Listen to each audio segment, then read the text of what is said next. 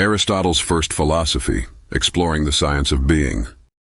In addition to natural and mathematical sciences, there is a science of independent beings that Aristotle calls first philosophy or wisdom. What is the proper aim of this science?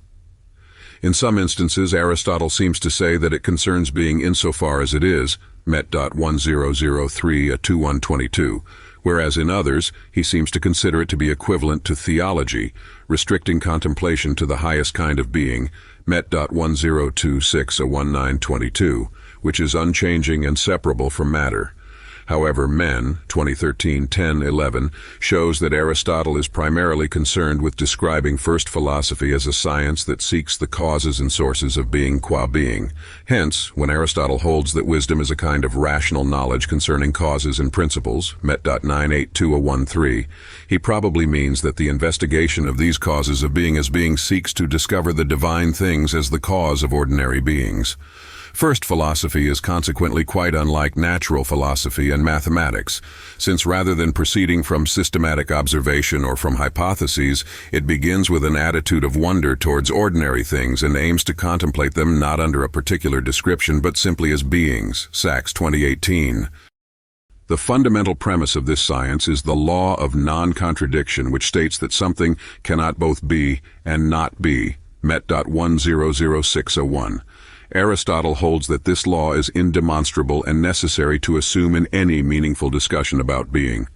Consequently, a person who demands a demonstration of this principle is no better than a plant. As Anscombe, 1961-40 puts it, Aristotle evidently had some very irritating people to argue with.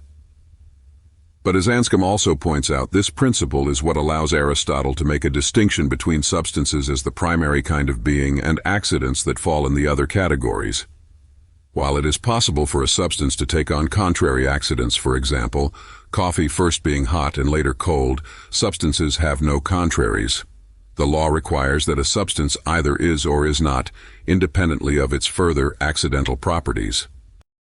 Aristotle insists that in order for the word being to have any meaning at all, there must be some primary beings, whereas other beings modify these primary beings, Met.1003b610.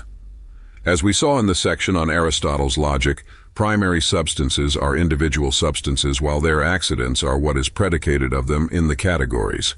This takes on metaphysical significance when one thinks of this distinction in terms of a dependence relation in which substances can exist independently of their accidents, but accidents are dependent in being on a substance. For example, a shaggy dog is substantially a dog, but only accidentally shaggy.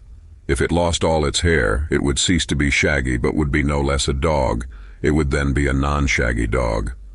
But if it ceased to be a dog, for example, if it were turned into fertilizer, then it would cease to be shaggy at the same moment.